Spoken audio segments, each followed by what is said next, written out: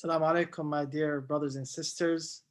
My name is Abadar Al-Khadari, and it is a great pleasure to be here with you today for all of our dear brothers and sisters that are tuning in the United States, in the United Kingdom, and elsewhere. Thank you for tuning in, and we look forward to a very productive session with our respected scholar, Sheikh Shabar Mahdi, and our respected lecturers and speakers, Haj Jalal Mughniya, Sayyid Shabir Kermani, Haj Wissam Bazzi, and also we will be joined shortly with Sheikh Ahmad Bazi.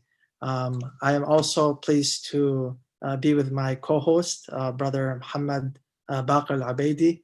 Inshallah, we look forward to a session where hopefully we will have the opportunity, after listening to our wonderful speakers during the holy month of Ramadan and getting a lot of insight about them and about various topics in religion, in spirituality, in ethics.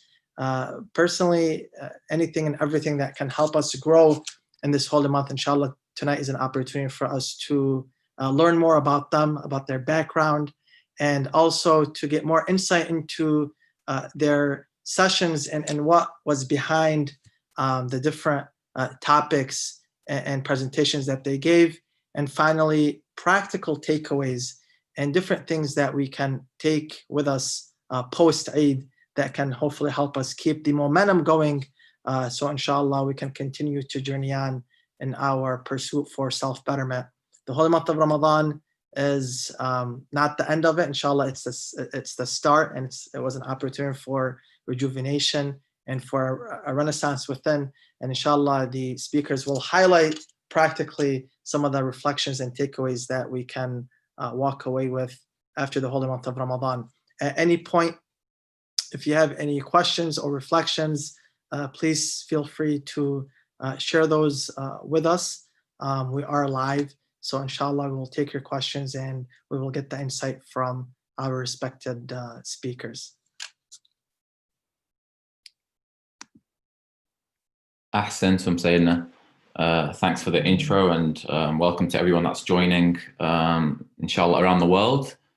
Alhamdulillah, of course, the situation that's occurred over the last few months has been one which maybe wouldn't have been ideal for such a period where we like to come together at the mosques, at the centers, to commemorate the Ahl Bayt alayhim salam and to enjoy with one another in this blessed month.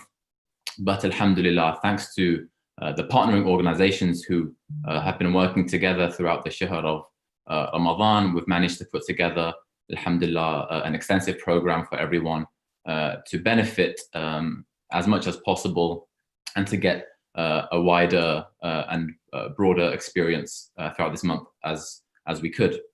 So alhamdulillah, I think just because of the work that's been put in, it's worth just mentioning all of the different organizations and centers across the world, predominantly the US and the UK, who have been partnering in this program. So those are in the UK, Arkan Network, Babul Ilm, IUS Manchester, Wali Al Asr, Ja'fariya Foundation, MKSI Leicester, the Islamic Society of Wales, KSIMC of Birmingham, Jami'at Al Muntadhir, Masjid Imam Ali, Muhibban Youth, the Zainabiyya non-profit, Imam Ali Masjid in the US now, Florida International University, Al Rasul Islamic Center, Al Kawthar Organization of Buffalo, the West Michigan Islamic Center, Iman, the Shia Ithna Ashari Islamic Jamaat of LA, Mateen Center, and Al Ghadir Benevolent Foundation. So alhamdulillah, we thank all of these centers for their hard work and contributions throughout the month. And hopefully everyone from these centers is watching now and is able to join us for almost a final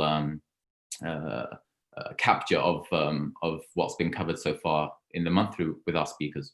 Ahsantum, thank you. And throughout the holy month of Ramadan, our respected speakers were able to share some insight with various community members across the world through these various organizations. And inshallah, tonight will be an opportunity to learn more from our respected speakers. And also, it will be an opportunity, and I look forward to it, to get to know them more on a personal level. Before we get right into speaking with our guests here, I would like to introduce them very briefly. We have first Sheikh Shabbar Mahdi, who is currently a student in the Hawza in the holy city of Qom, and he is currently studying and teaching the classical postgraduate Hawza curriculum. Sheikh Shabbar has a BA in Islamic Studies from the Oriental and African Studies. I've had the pleasure to meet the respected Sheikh in the UK at a camp where we both attended. And I'm a big fan of the Sheikh as a student of the Hawza that we can all learn from, and also a very well versed speaker. So thank you, Sheikhna, for joining us. We also have Hajj al-Mughniya. Hajj al-Mughniya is a lawyer, public speaker, and an author. He is currently a practicing attorney with the At Law Group based in Dearborn, Michigan, and he is also a trustee with the Mainstay Foundation. I've known Hajj Jalal for over 16 years. We go back to 6th grade, and it's been a pleasure to have him truly as a brother. So thank you, Hajj Jalal, for joining us as well. Next, we have our dear brother and friend from Canada, Sheikh Ahmed Bazzi. Sheikh Ahmed is a 6th year Hawza student at Imam Hussein Hawza in Windsor, Ontario. He teaches at the foundation and conducts various religious workshops and programming and training for kids, adults, and parents. He has a diploma in mechanical engineering, auto product design, and a diploma in computer aided design and manufacturing. I also had the opportunity to meet the respected Sheikh at Imam Hussein Foundation a few years ago. And, through this whole month, I've been benefiting from his lectures as well. Thank you, Sheikhna, for joining us. We also have Hajj Wissam Bazzi, a dear brother.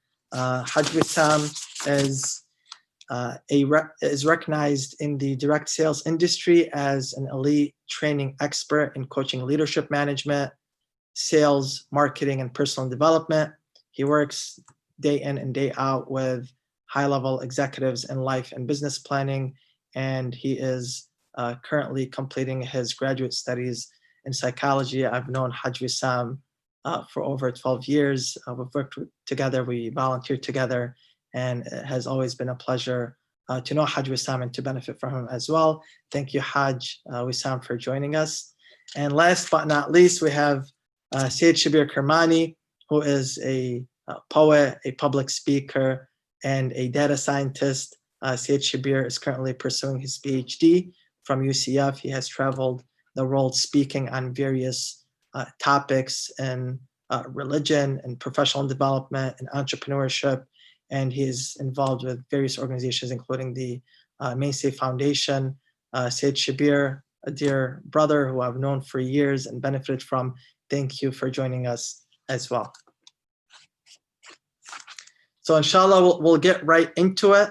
And Brother Muhammad, take the lead. Ahsantum Sayyidina, thank you for the rundown of that.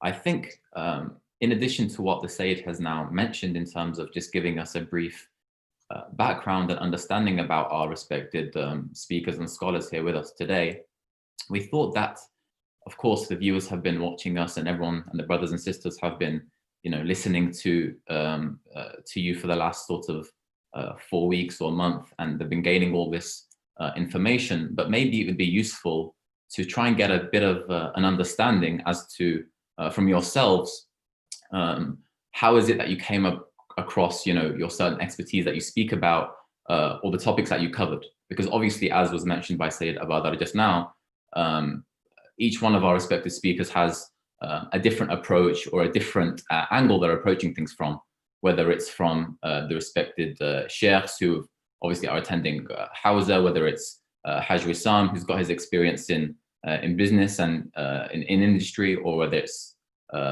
Sayyid Shabir doing his studies currently, or Hajj Jalal, who's practicing law, everyone has their own angle and take on things, but maybe it'd be good to know, how is it that you selected the path that you went down and that you're currently working in, and how did that come to be? And of course, anyone can chip in, but maybe Sheikh Shubbar, if we can start with you and you just give us an update or a brief overview of that.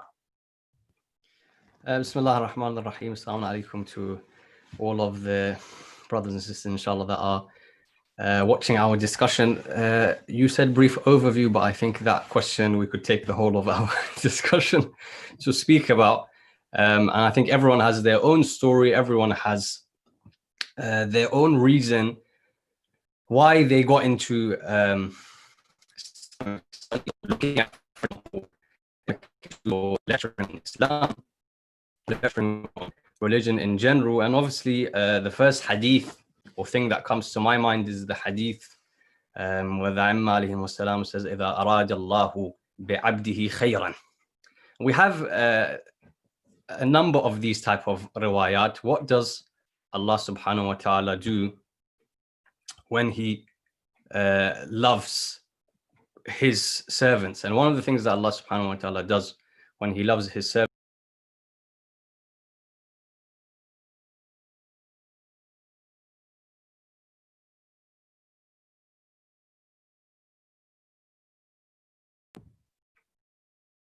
can you hear me okay? Yeah, we can hear you now. Okay. So one of the things that Allah subhanahu wa ta'ala does when he loves his servants is that he pushes them towards the religion and understanding and gaining insight into the religion. And so often people find a change in their hearts. And this is something also mentioned in the riwayat, that the riwayah says that the heart of any person is in between the two fingers of Allah subhanahu wa ta'ala, metaphorically. Because when something is in your two fingers, you can change it whichever way you wish to. And so Allah subhanahu wa ta'ala, I think for all of us, pushed our hearts into a certain direction and gave us certain interests and made us want to serve his religion. So mine is very similar. When I was coming from a background of my father being a scholar, so naturally the environment was one of Hawza and Islamic education and this and that. And I remember from a very young age that my mother would sometimes tell me stories of the different ulama and different things that took place with different scholars. And I remember some of those stories. And in fact, I've mentioned some of those stories in some of my majalis. And that, of course, increased my interest into Islamic sciences and seeing the work of my father and other scholars. And then I remember, and I often give credit to Sayyid al-Shuhada, salawatullahi wa salamuhu alayhi, that I had gone to ziyarah when I was, let's say, 14. When I'd gone to ziyarah, now at that time I had thought to go into maybe another profession and then on the side study Islam, but do something else with my life. And then when I have time, study here and there. When I went and I performed the ziyarah, and I often say and give this example that when we visit someone's house, often you bring a gift when you go to someone's house, but they also give you something. They put something in front of you. When you go to someone's house, they give you at least a cup of tea. So likewise, when you go to the houses of the Ummah, في بيوت أذن الله أن ترفع ويذكر فيها اسمه, they give you something. And to each person, they give something different. And to me, alhamdulillah, in my heart was placed the love for ulum of Ahlul Bayt, alayhimus salam. And then from then I decided that everything else will come secondary, and this will be the thing that I pursue first. And it's strange because when you look at the nature of the human being, often he worries about different things. You worry about money and how you're going to live and all of these things. And Allah subhanahu wa ta'ala put a lot of ease to my heart.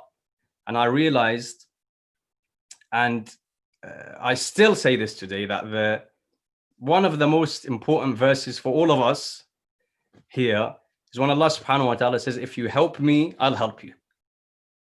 And so if we try to do something to help Allah subhanahu wa ta'ala and his religion, Allah subhanahu wa ta'ala helps. And so that's how I got interest into specifically the Hawza And the kalam is طويل, but I'll inshallah leave it there. Ahsantum, Shaykhna. Thank you very much. Maybe if we can ask the same question to Haj Wissam, maybe a similar question about how is it that you came to be where you're at now in your line of work, and some of the projects that you're working on, because it's probably a bit unique to what some of the brothers and guests have on the call right now. So maybe if you give us a similar answer.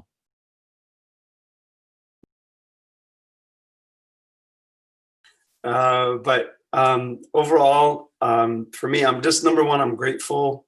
This is just to be like, just on this talk, like in terms of what we're doing right now, to me, it's just a testament to all of us. So I look at you guys as brothers that I'm standing shoulder to shoulder with on the front lines of anything. And I look at speaking, excuse me,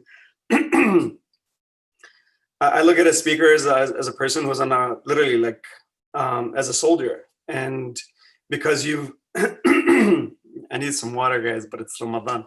But so on that level, just saying that, I think it takes a lot of courage to identify. Number one thing, it was just finding my own identity. And then putting that stake in the ground and saying, I'm underneath this flag and I'm not moving. And this is who I am as a person. I think that's the number one thing that we're all after. So man arafa nafsa faqad arafa rabba. So on that level, for me, it stemmed from there. But it's truly to the inside. It's the journey to the inside. There's a universe to the inside that you got to go into. And in that universe, as Imam Ali alayhi salam states,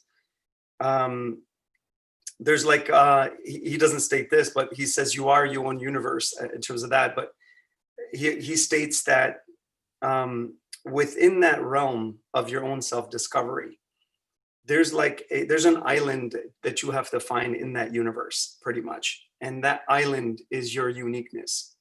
And I think if, as the Sheikh stated, Samat Sheikh, you have that once you do that, and you're not afraid of the financials, you're not afraid of people thinking, you know, that tell you to go here because of these things. I think that, and if you have the courage to push forward and to find that island, which is like a pinhole in the universe, I think you really take yourself to a whole nother level. So I think the journey is inward, it's not outward. The inside is, the outside is a testing ground for the outside, for the inside. So for me, when I started on this journey, I've held positions as like the VP of business development for some, you know, multi-million-dollar companies, let's say. And on those levels, you kind of see a different world. But for me, if I were to tell you the essence of what I wanted out of life was, there was one, I was actually doing a acquisition for a one of the shows, and it was about Nahj al-Balagha. And for me, I didn't even know, to be honest with you, what Nahj al-Balagha was. I had no idea. And from there, I'm just sitting there, and I just remember I'm just watching the Sheikh present. And I swear to you, like my whole body just changed at that moment. I don't know what happened. I don't know what, to me, I can't even explain to you.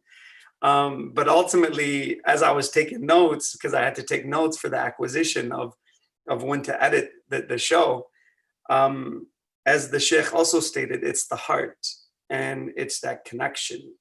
And I think if you find that within yourself, I think you can become the most powerful person on the face of this earth. And for me, in those moments, and I think the Sheikh and a lot of the guys here know who I'm talking about, but I thank him and I pray for him all the time, because those moments really changed my life. So it's that connection of the concept of Nahj al-Balagha, but it's also that connection to the heart.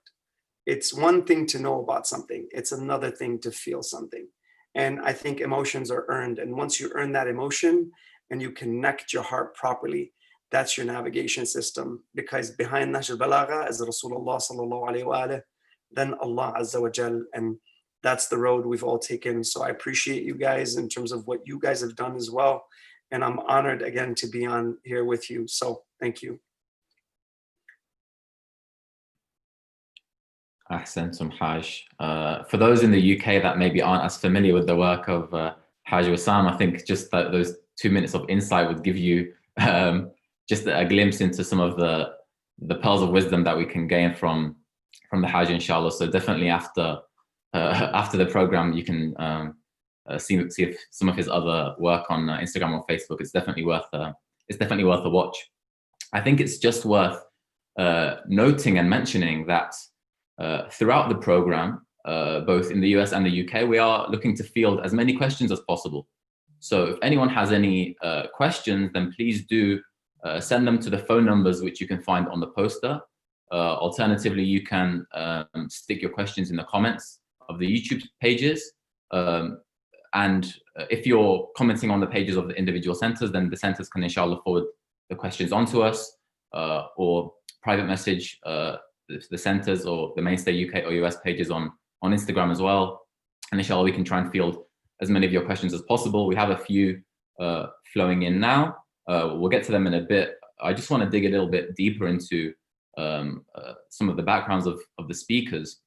And I guess building on what was said by Samahati Sheikh and Haj, one thing which we can see, especially from, for example, Sayyid Shabir's series, was a sort of crossover between what we consider to be, Western academic subjects.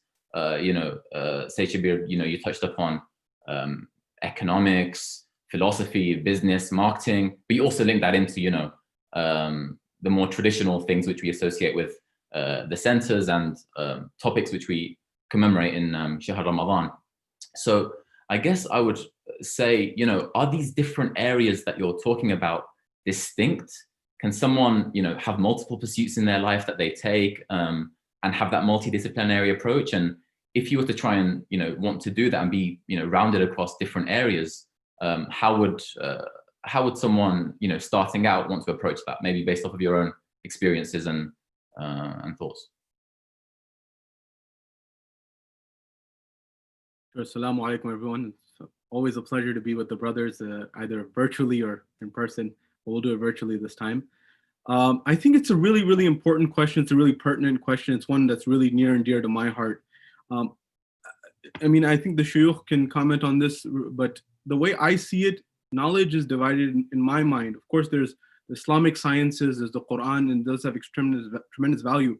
But if you ask me personally, in my heart, it's knowledge is either qurbatan ilallah or not. It's either taking you to Allah subhanahu wa ta'ala or it's not. It's either like, and that changes the whole paradigm when you look at it that way. So when I'm in biology class, or I'm in my physics class, or I'm in an economics class or law, I'm thinking, how does that relate to my Lord and my Creator, right? And how does that help me get closer or not? I mentioned this in one of my last lectures on Amir al-Mu'mineen as a paragon, as an example for how we should be in our lives. And there's a very beautiful example, or a very beautiful narration, where he's in the vicinity of the Darul Amara, in the courtyard in the middle of the night, and two of his companions see Amir al-Mu'mineen in a state of weeping. And he states that it's a long tradition, but the crux of what I want to highlight is that the true spirituality lies in love of Allah subhanahu wa ta'ala. And ultimately, everything that I do is for him. Either I get upset for him, I love people for him, I get angry at people for him, all of that. And that's how I see knowledge as well. And this is not just from me, by the way. If you look at our heritage, you will find scholars who had tremendous accomplishments in the religious dimension and in what we would now call the secular domains. And I'm thinking of the likes of, for example, Nasiruddin al-Tusi, who would be somebody who was at one side the marja of the time, or a grand scholar. And according to the secular world, he would be one of the greatest mathematicians who made major contributions towards sciences as well. In fact, Copernicus's model of the rotation of heavenly bodies is not complete without what's called the Tusi couple. And that's a mathematical instrument, if we can use that term, that was by this person who was the greatest scholar, one of the greatest scholars for Tashayyu, as well as at the same time one of the greatest secular mathematicians. But if you asked Nasiruddin al-Tusi if he saw a differentiation or a delineation or a separation between his mathematical endeavors and his scientific endeavors and his religious endeavors, I would argue that we'd have to ask him what his view is, but he'd perhaps say that this is my Lord, my creator, who created this world that is so organized, that is so scientific, that is so structured. And so that's really what I believe. I don't believe that there's a separation. I believe that everything, if you make that connection, that same biology cell that you're looking at in your bio class, it can take you towards Allah subhanahu wa ta'ala, or it can take you away from Allah subhanahu wa ta'ala, depending on the lens that you use. So I would implore and I'd invite our audience to look at life that way, to try to make connections to the Creator and the Ahlul Bayt alayhi salam. Ahsan Sayyidina. Sheikh Ahmed, I think in a sense you also have a unique experience that with respect to your Hawza studies, you're basically doing those studies in Canada with the Imam Hussein Foundation now.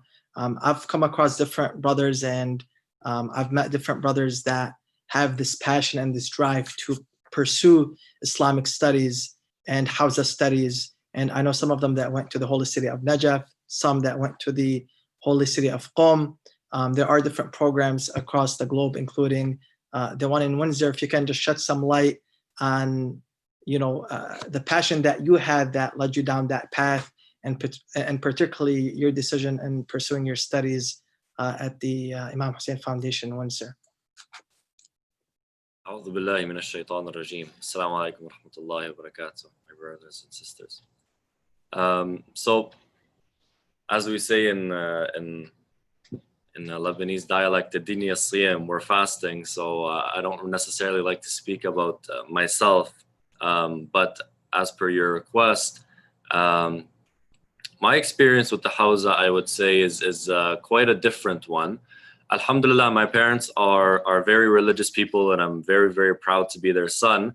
But I don't necessarily come from a scholarly family. Even the Bazi family, as big as it is, it's not necessarily known to be a scholarly family. Although, alhamdulillah, there are many people from the family who are very, very, very religious and influential and known, just like Hajj Wissam and many people from the family. Although it's not necessarily known to be a scholarly family. So my journey towards Hawza and where I am today, through the grace of Allah subhanahu wa ta'ala, is a little different. Alhamdulillah, throughout my years, my parents would put us in Arabic schools, and we would go to the Saturday schools and be just like all of the regular children, until I had the honor of coming to the Saturday school of Imam Hussein Foundation. And in that class, I remember we were sitting, and I think it was one of our first classes, and they sat us down and they were teaching us Surah Al-Fatiha. And mind you, I was 13 or 14 at the time. So I was like, these guys don't know what they're dealing with. I already know Surah Al-Fatiha, I'm good. So they were talking and sort of explaining to us Makharij al-Huruf and how to say it correctly. And I noticed that I was actually reciting Surah Al-Fatiha incorrectly. So I fixed the mistake and I began to recite Surah Al-Fatiha correctly, and I would just look out for that mistake. And then I found myself looking out for the entire salat, and I found myself now praying with a little bit more meaning, and I was sort of thinking about what was being said. And subhanAllah, that was the little doorway that I went through, and it sparked interest in other things. So then I began to come during the week to the different classes that were held in the Hawza here for, just anybody that wanted to learn. And I found myself here every single day. So I was like, what, why don't I step into one of the Hawza classes that are being held? I stepped in and I never came out. Alhamdulillah Rabbil Alameen. I'm here, as they say now. So it's a testament to the famous quote, whether it's a hadith or it's a famous quote that is known amongst the community. Anta turid wa ana urid wallahu yaf'alu ma yurid. You desire, I desire, and Allah subhanahu wa ta'ala does as He desires.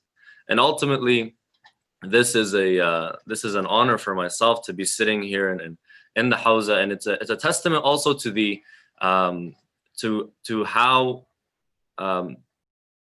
to how progressive our communities have become, and not just how progressive they've become, what benefit the mu'assasat, the institutions actually bring about in the community, what they actually provide, and the fruit that they bring about. That I wasn't somebody that even thought of going to Hawza and speaking one day. And alhamdulillah rabbil alameen, now I'm amongst you, and that itself is an honor. So it speaks of what our institutions can produce and the products that it can really produce from people that are in the community just wanting to learn. So it really does highlight that. Alhamdulillah rabbil alameen. Alhamdulillah, ahsant. Haj Jalal, given your experience as a professional, as a practicing attorney, and at the same time serving the community as a speaker, as a mentor for a lot of youth that I know, some people might ask the question, at any point, do you have a conflict in terms of, at one point during your day, you might be in court, and at another point, you're talking about religion, you're talking about ethics. Is there a conflict? Have you had certain points where maybe you question whether both can coexist effectively? I think that's an excellent question, and I think just the virtue of having this group of people come together as lecturers, as speakers, talking throughout the holy month of Ramadan, and sharing different perspectives on things. It's amazing how much you can learn from different perspectives. So that's one thing to keep in mind. From my own personal experience, and Sayyid Abu Dhar, you can speak to this as well, given that you're in similar shoes. I actually find this to be one of the best setups for us to practically implement our faith and show how things really come into practice. Be it in the position of being a professional, being an academic, being a business owner, an entrepreneur, whatever it may be. Allah subhanahu wa ta'ala expects from us to be able to implement our faith and be faithful people with the conviction in the truths that He has given us through the Holy Prophet Ahlul Bayt alayhi salam, and by being who we are, right? I don't need to change my profession or my business in order for me to be a faithful person. Of course, if the business or the profession is in direct conflict with the faith, with the Sharia, with the laws, then that's a different issue.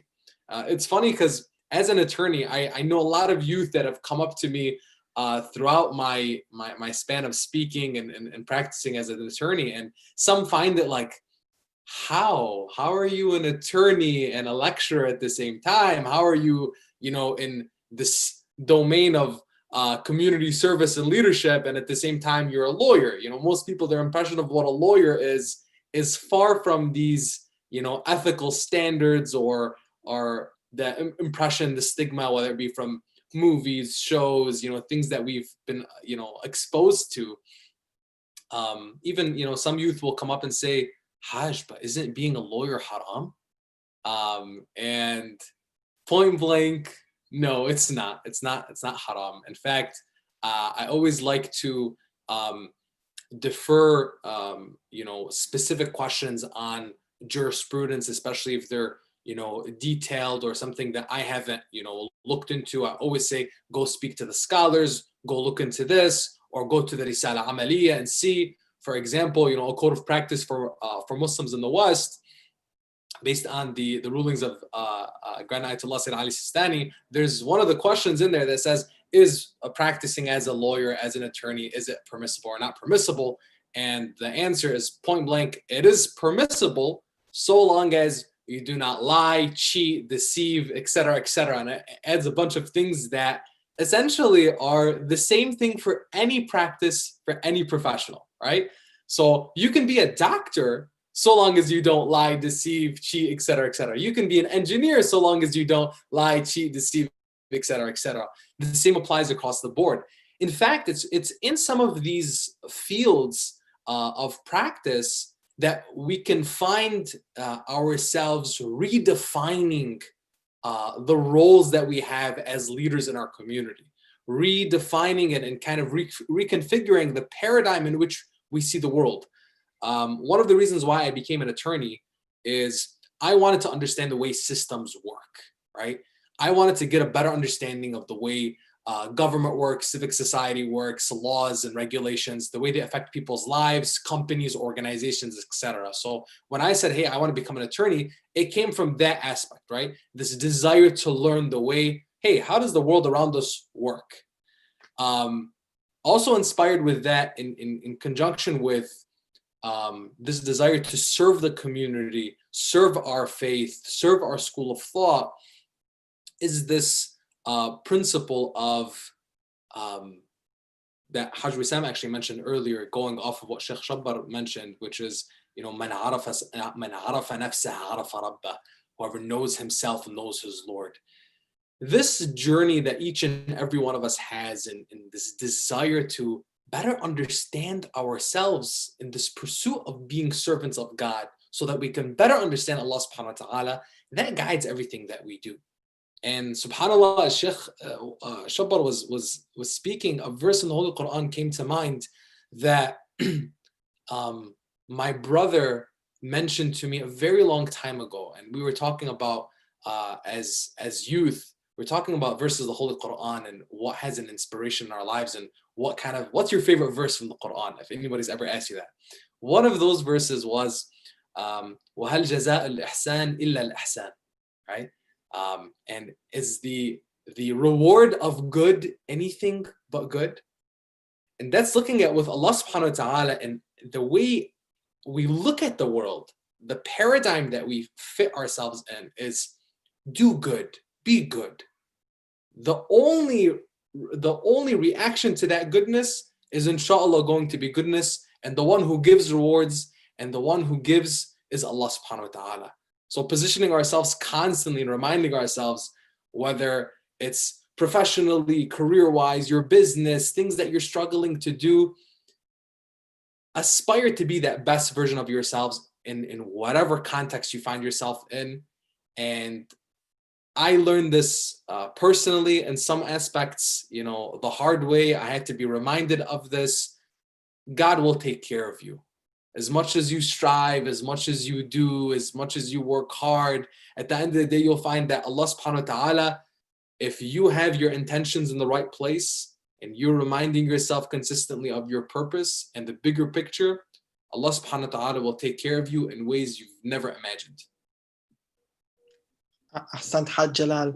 So we'll start with the questions from our viewers. I will direct the first question to respected Sheikh Shabbar.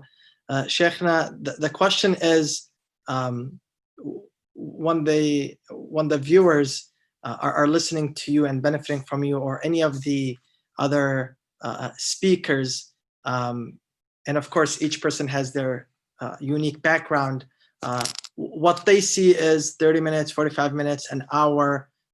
That's the length and the duration of the program. However, what they're wondering about is what goes into preparing for that half hour, 45 minutes, hour presentation. What's the behind the scenes work that is needed to produce that presentation? Bismillah ar-Rahman ar-Rahim.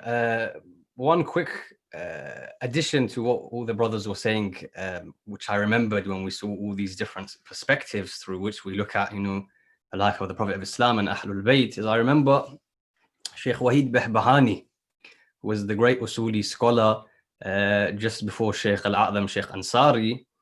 In his book Fawaidul Ha'iriyya, once speaks about a scholar who read the book Kafiyah. Kafiyah is a book on Arabic grammar of Ibn Hajib, but he read it 21 times. And he says every time that he read that book, he took away something different from it.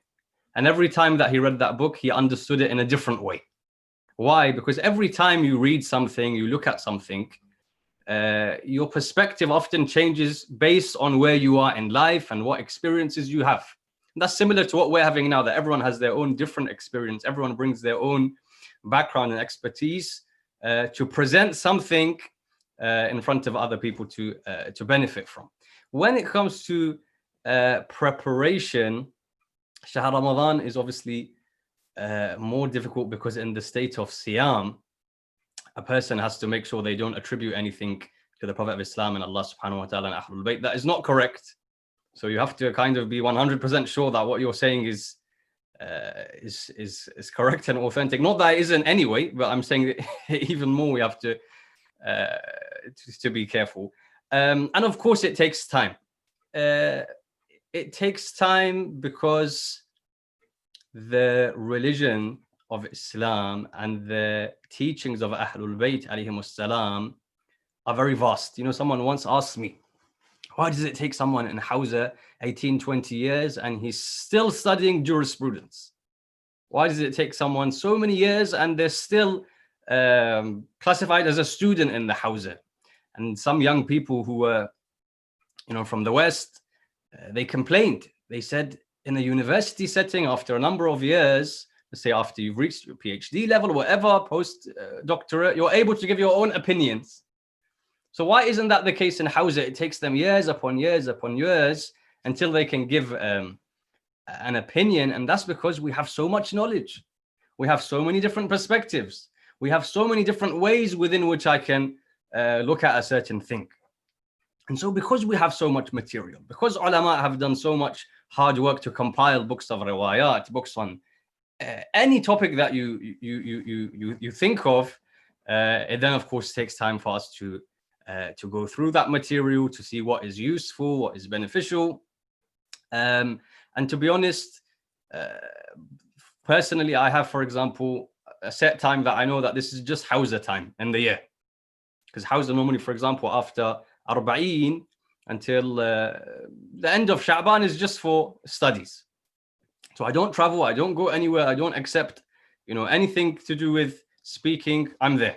And even in the summer, then the Hawza of Najaf, for example, opens for a few weeks, or about a month in the summer. Hawza of Qom also.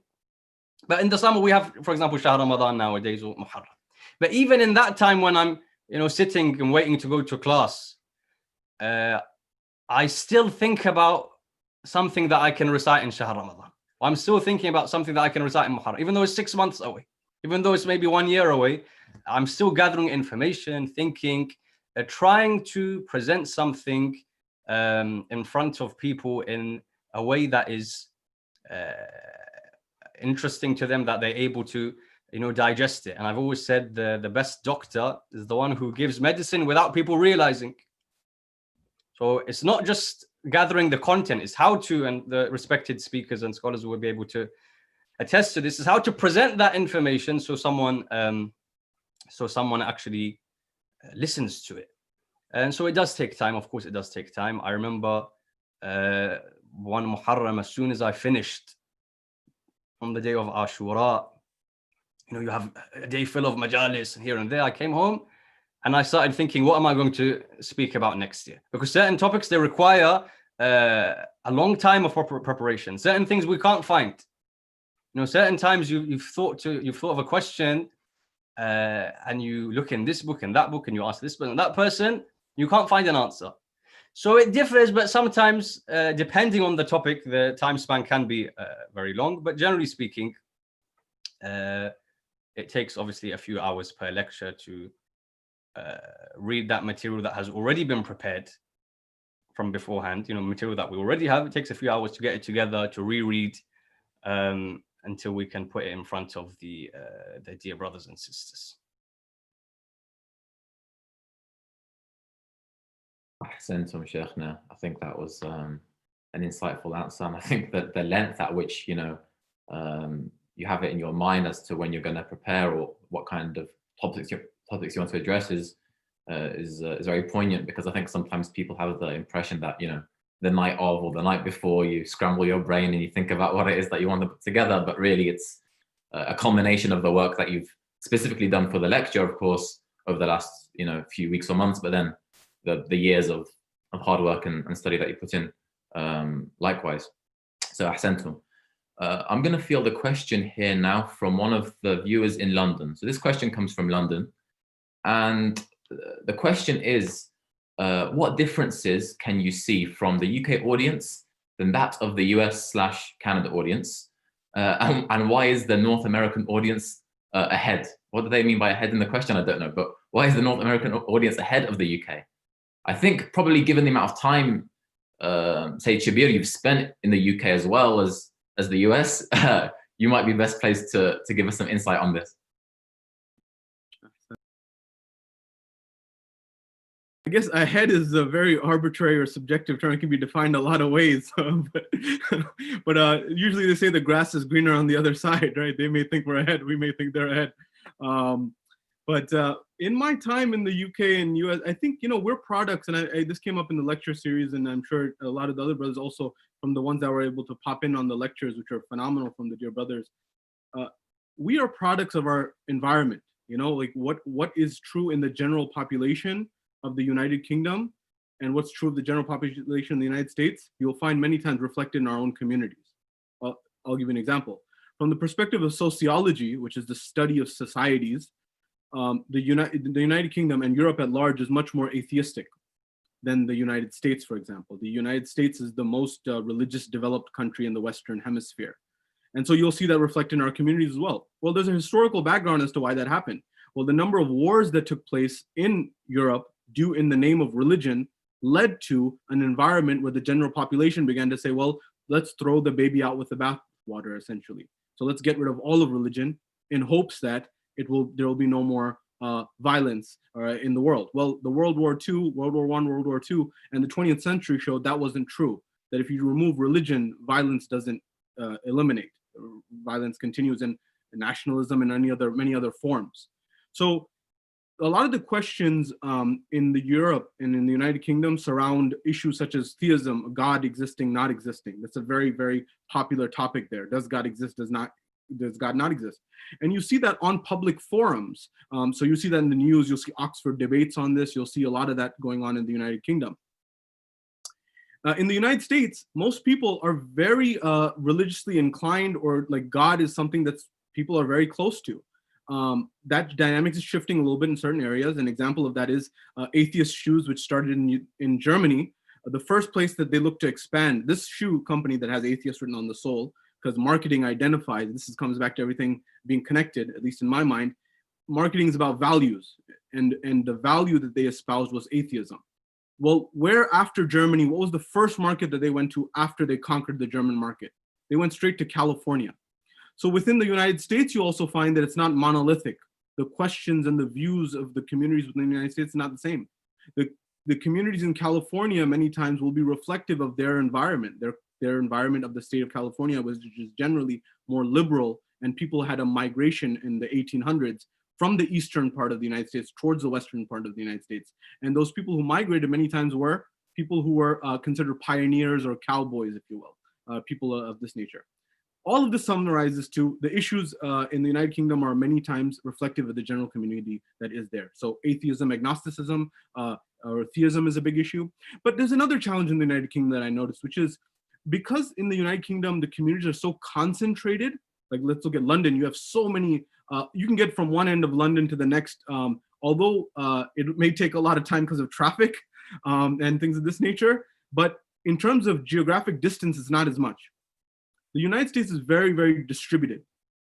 So the second challenge that many of our brothers and sisters in the UK faces, there's a huge debate circuit, or a lot of the Shia perspectives are being questioned by other Muslims within Islam, the other perspectives of non-Shia communities, the Hanafi school, the Maliki school, the Shafi'i school, the Hanbali school, or for example, the Barelwi school, the Deobandi school.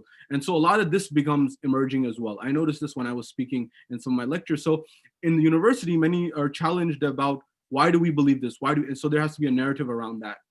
In the United States, you find a lot more differences on that front. And so there's a lot of things that are really, really great. I think there's things that we can learn on both sides, but God centricity is now emerging and more, especially on the coasts. But a lot of the issues that the Shia community in America is trying to figure out is how do we, for example, shed this Islamophobic image that's popular in the media, for example. And I think that goes both ways as well. But also, how do we develop spirituality? These are big questions that are emerging. That's why because people feel a big void. In America, we have a big culture of entrepreneurialism. And that's great on one side, it's beautiful on one side, but the challenge that emerges from that is it puts entrepreneurs on a pedestal, the ones who make it. And that doesn't necessarily mean that that's virtuous or ethical or anything of that nature. So people get successful in entrepreneurship in America, but then they feel empty a lot of times. They're like, I feel this emptiness. And that's where they're looking to spirituality and many other things for meaning. There's a lot to be said, but I'll leave it there. Ahsantum, Sayyidina. I think, I think you could go into a lot greater depth about the differences between the two, but that's a good snapshot of the situation. A couple of other questions that we've got here from London, UK, and Manchester, UK as well, is if I'm, a person who's trying to, improve my religion, I'm trying to learn more, I'm trying to increase my knowledge. What are some of the things that I can listen to, and what are some of the books that you'd recommend reading to sort of increase my my knowledge and my understanding of the religion and my core fundamentals? Sheikh Ahmed, I think maybe you'd be well placed to give us some insight on this.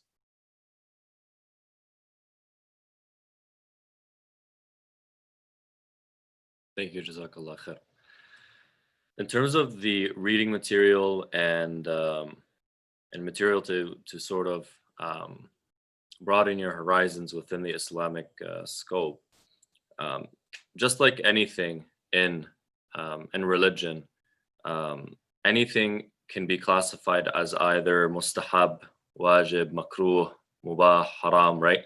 Any action that you do. Similar is it when it comes to knowledge, right?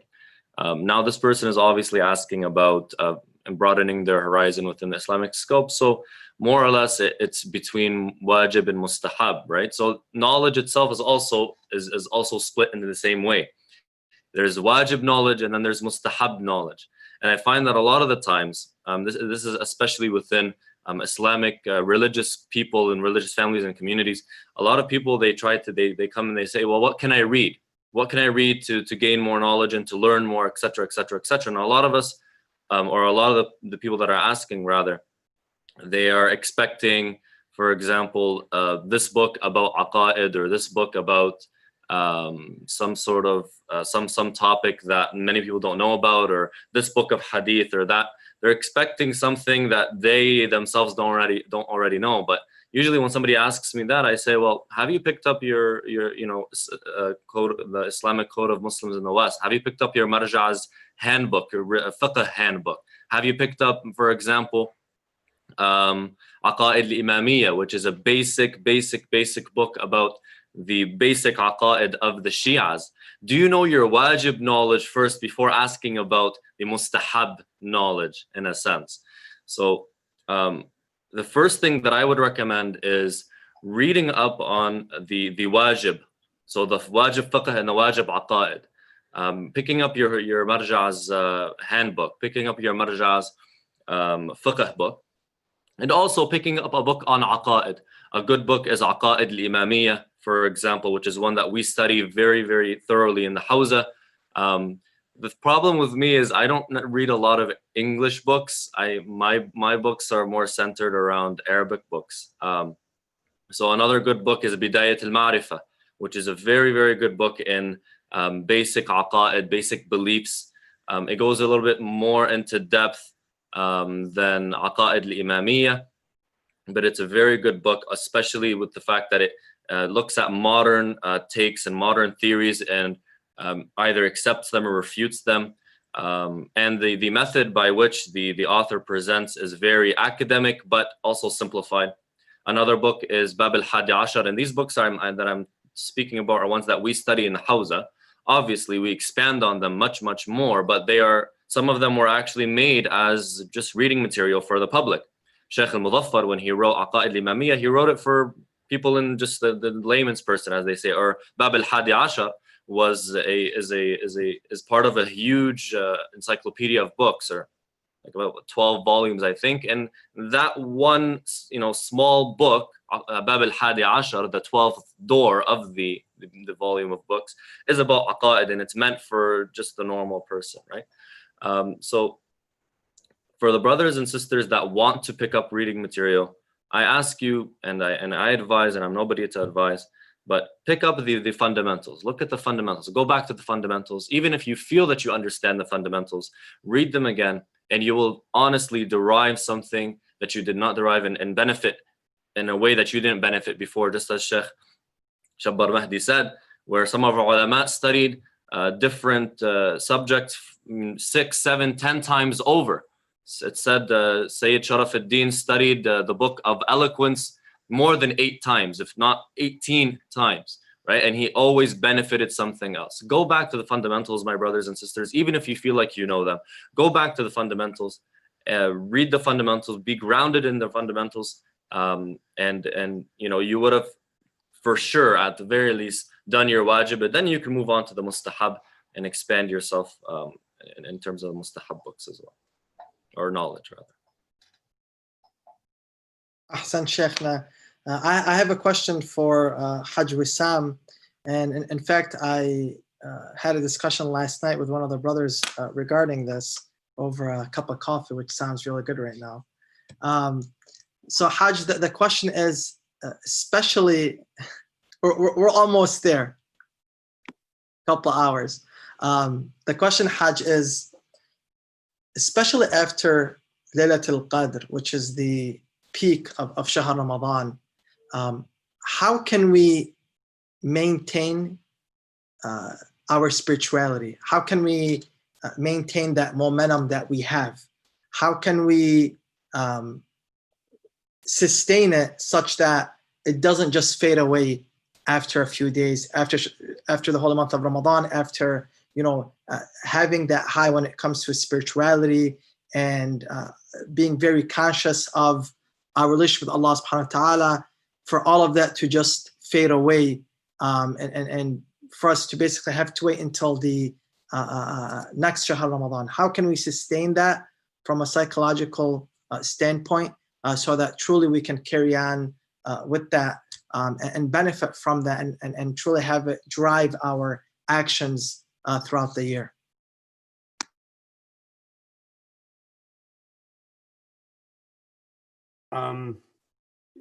You gave me the heaviest question, you put it on my shoulders. Sheikh, when I throw this back at you, you know, Shuyukh, I give it to them. But I'll try my best to answer. Again, Sheikh Ahmed, it's a pleasure to see you, man. I haven't seen you in a while, so I just want to say that. And Sayyid Shabir also, it's just great to see you guys. And I think this is a great idea just up front. So thank you guys for putting this together. Overall, as the Sheikh mentioned, you know, and I love the hadith, I'm going to steal it from you, Sheikhna, is that, you know, the heart of a person is in between Allah's fingers. So I think that's beautiful. And there's another, there's a Quranic verse,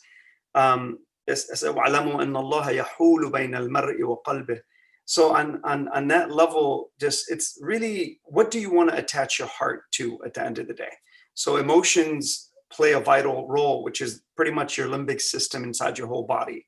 So, and that's controlled by your hypothalamus, that controls your pituitary gland, and that releases, you know, certain hormones within your system. So on that level, what engages those things, there's actually studies that are happening right now. It's called epigenetics, and it's actually, your environments are actually expressing certain genes, the environment even you're in. So it's connected. So two things, your environment and your genetic code, and your genes can actually be triggered. They can actually be triggered by your environmental stimuli. It's amazing what's happening. This has been around since about 2012 now. But just to kind of just lay that out, then say to you, how do you maintain? So if you are this kind of person that you know your heart is at risk, the shaitan is after your heart and Allah is after your heart. At the end of the day, it's going to go one way or another. So if you attach it to Allah loves, inna Allah yuhibbul muhsinin, and if you despise what Allah doesn't want in terms of these kinds of things, then you've gained control over your own heart. So I'll give you five quick stages in terms of, this is a whole presentation. I'm going to give you literally like 2 minutes. But there's 5 stages that you really need to adhere to. And the first one is al-muraqaba, in terms of our scholars and what they say. The first step is al-muraqaba, having that sense of just that third eye looking at yourself always, and creating a schedule. let's say finding your triggers. And there's a great book on that, The Power of Habit. If you read that one, that will give you a really good understanding on that book. So the brother who's asking for books, or the sister, I don't know what the gender base is. I might get in trouble right now just for saying gender. But at that level, that's the first level. So al-muraqaba. The second level, al-muhasaba. So you take it no. So now you develop this, you find your triggers. Now you have to list them down and see what the causes are. What is that? Now you're going towards a subconscious wiring, where you're going into your subconscious code. You're shining your flashlight of consciousness on your interior, which is your subconscious code. And this is where the mapping really starts. And you can even go into understanding yourself at a whole nother level. And Rasulullah sallallahu alaihi wa says, "Man lastu minna man la yuhasibu nafsuhu kulla yawm." Okay, so on that level, you have to, every day you have to take account of that. Take account of those actions that you go through. And there's a whole psychological level there, but I'm not going to get into that. Third level is al-mu'ataba. Now, let's say you commit the sin. You've gotten yourself there. Okay, and this is how to maintain yourself. If you're talking about maintenance, I'm giving you a whole regiment here in terms of what you can take with you. Al-mu'ataba is now you've committed the sin. And let's say you've gone against what Allah wants. Now, Imam Ali alayhi salam comes in and tells you, "Ataytuka," it says in Dua Kumala, "Ataytuka ya Rabbi, mu'tarifan, muniba, munkasiran." You go back to Allah, you submit your heart, you go into sujood, your heart goes into sujood. Not your physical body, your heart goes into sujood. It's a completely different experience. Now, when that happens, that remorse is a mercy from Allah. If you hold that remorse in your heart, that's a mercy for you. So hang on to that. So if you commit something wrong, go into that remorsefulness aspect. If you can maintain just that step, I think that's so crucial. But you have to realize what those steps are before. So fourth level is al-muharaba. Now, getting yourself to where it's such a you know what you have done wrong, and you're going now against yourself. Now, I want to give you something here really quick in terms of the psychological aspect. Guys, neurons that wire together, fire together, bottom line. And let me show you how. So I love when a person comes up to me and they tell me like, you know what, I'm going to do everything I want right now. And in 20 years, I'm going to go to Hajj and I'm just going to be forgiven. You know, I'm sorry, you know, you're not going to even know what Hajj is in 20 years, because if you continue on the path that you're going, you will not know it, because don't do the things you don't want to become.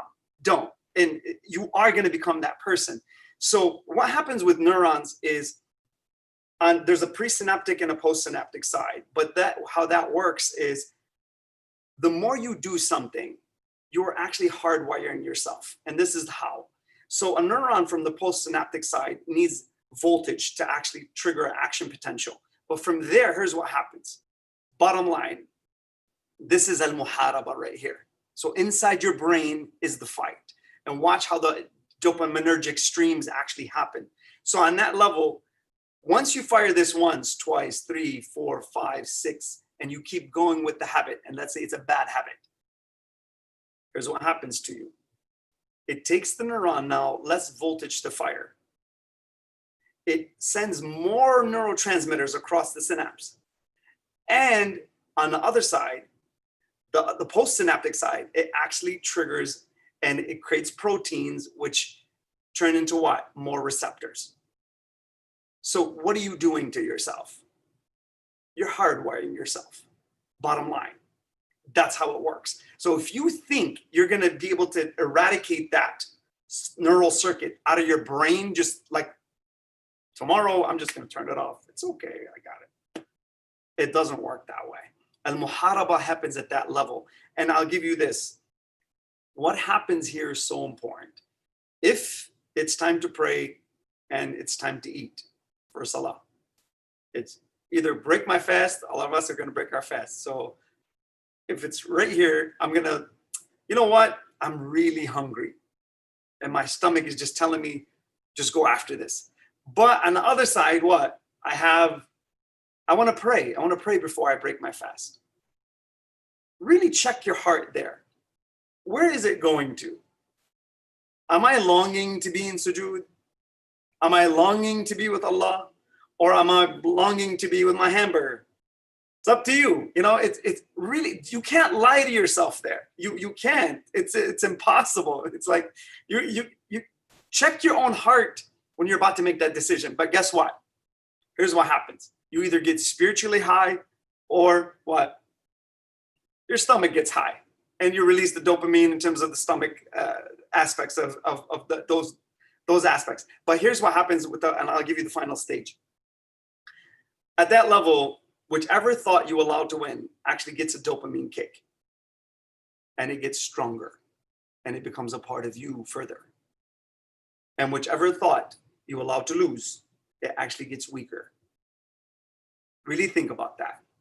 And on the last level, so go through that muharaba, fight yourself there. The last level is al-muwadaba. Now maintaining and making sure that what? You get yourself constant with the new neural pathway, which is now creating, instead of eating the hamburger, you pray and you feel so great as you eat. So hopefully that answers your question. And I'm sorry if I took a little too long. Ahsant Hajj. I wanted to actually chime in real quick, if you guys don't mind, with you guys mentioned books, and I think alhamdulillah one of the things that we're all passionate about here is books. I'll tell you from my personal journey, as a youth, I was not much of a reader. In fact, throughout my college experience, I was able to kind of get by and get great grades by compensating with my writing, but not necessarily spending too much time on reading. I'd read a little bit, get a gist of it, and then be able to talk about it a lot. It wasn't until I was challenged by some of my mentors to really take up reading so that I can deepen my knowledge base and give myself more substance. Not necessarily for sharing with others, but first and foremost, for me to develop a sense of substance and a knowledge base for myself. So I think one of the most important things to acknowledge and consider is when you're looking to learn and share with others, the most important aspect of that is learning for yourself. So anytime I get up, for example, to give a presentation, I don't talk about things that I don't know, first and foremost. Secondly, it's a journey of me sharing what I'm trying to learn myself.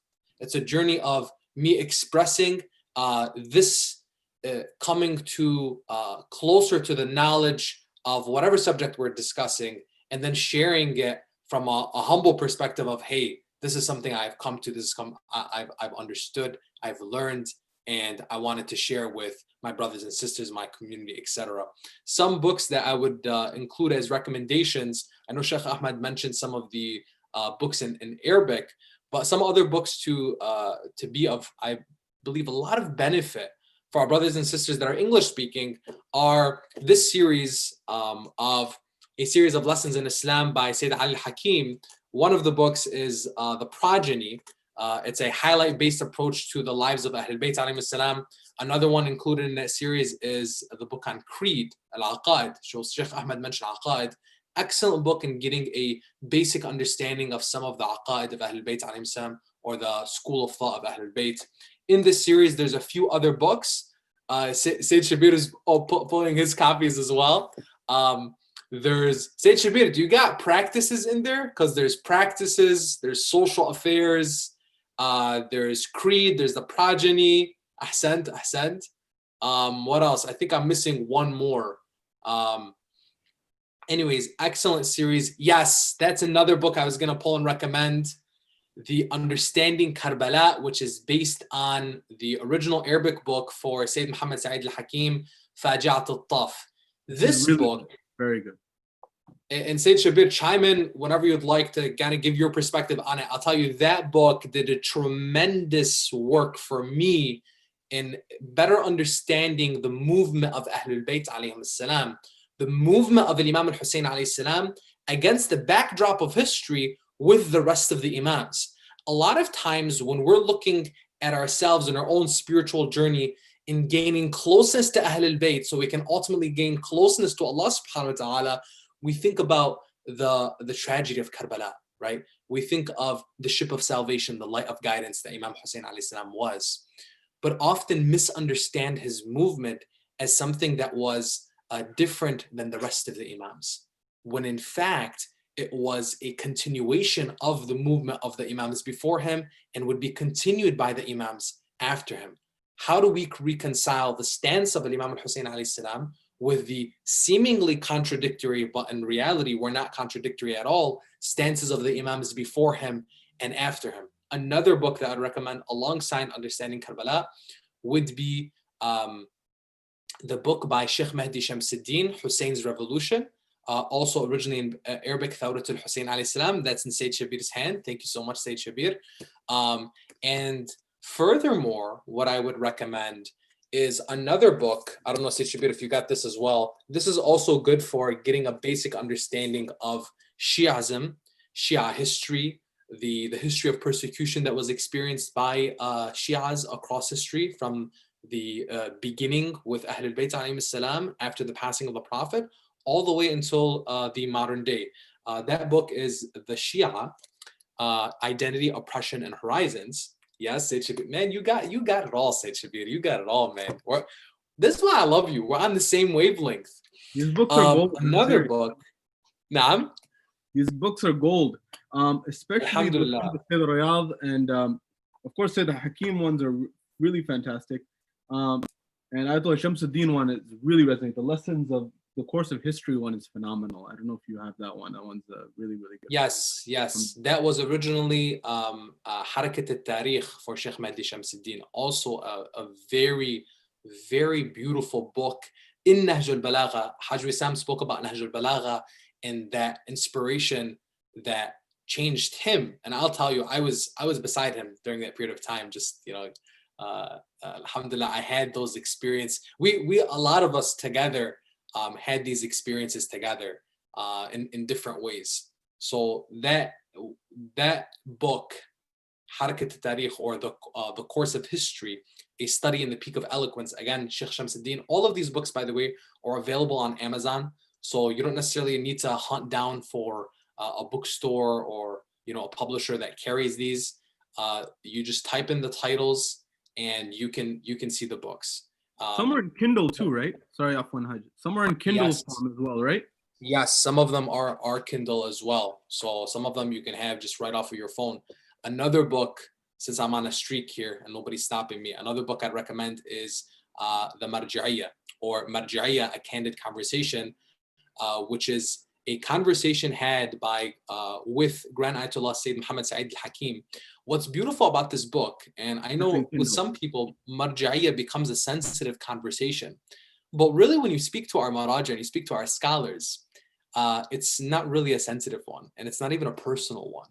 And that's the beauty of our scholars, that the whole conversation with Sayyid Muhammad Sa'id al-Hakim, who is a marja and a scholar in his own right, all of his answers, all of his anecdotes, all of the conversation that's had with him is actually referring to the scholars that came before him, right? The experiences of the scholars that came before him. So it's beautiful to see once you really sit down and you speak to our scholars. And this, again, I know we've mentioned in different contexts, the ziyara, the visits that we've had to the holy city of Najaf, the holy city of Qom, and the conversations that we have with our scholars of the seminary and the Maraja.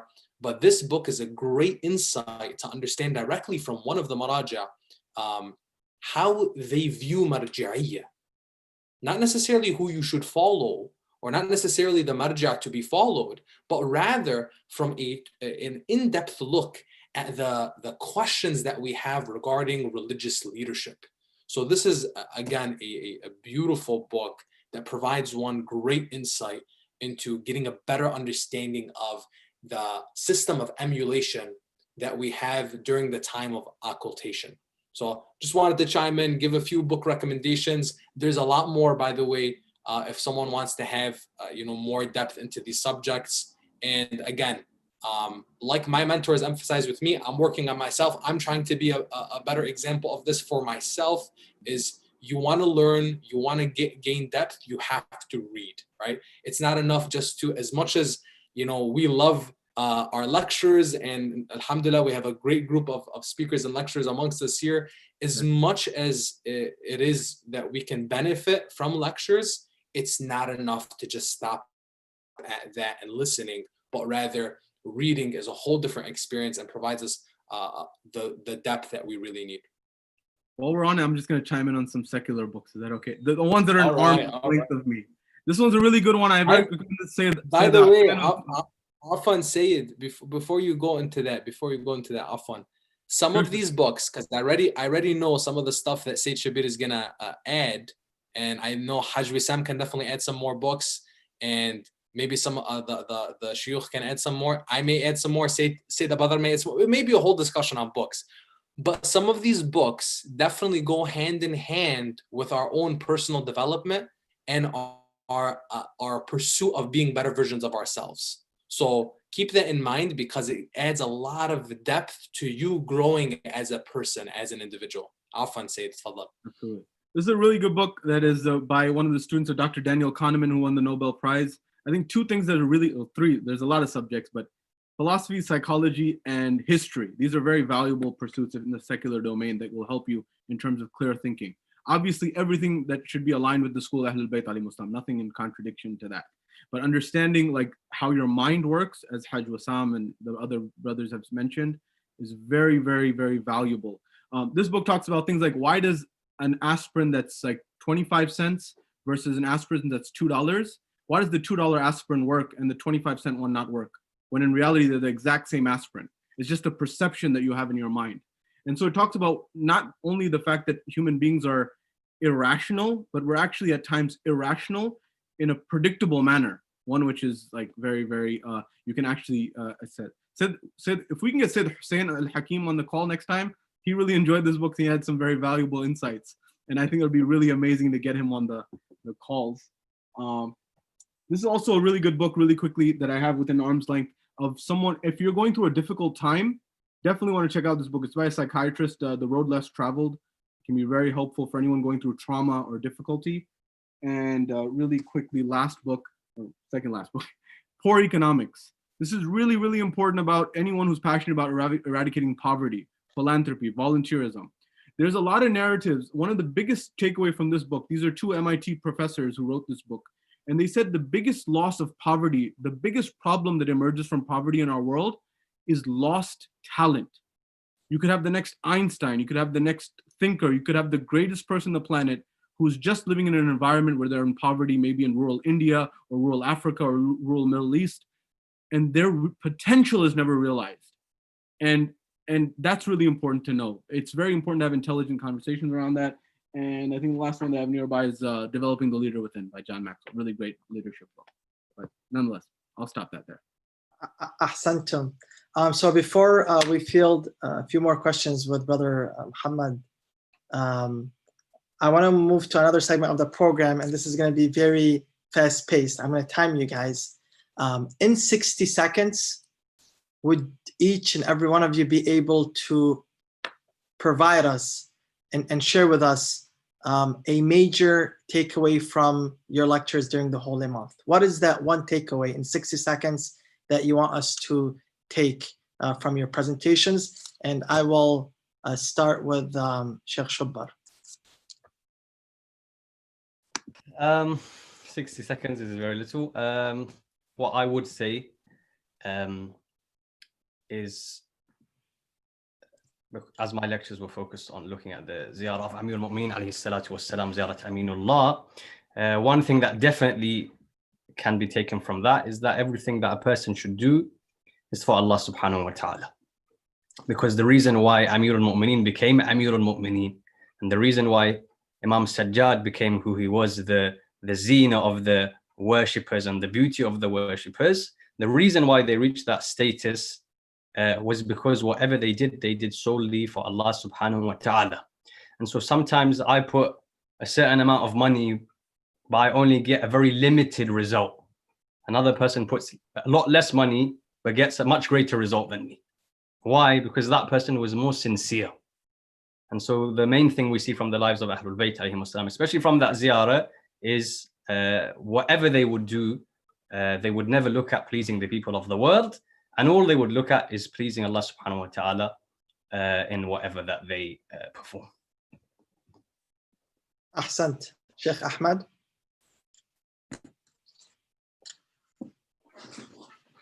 Ahsan Sheikhna. My lectures were, as we said, or as it was on the poster, different topics every day. Some of them philosophical, some of them practical, some of them, ideological, aqa'id based. But they were all under the general umbrella of holistic Islam.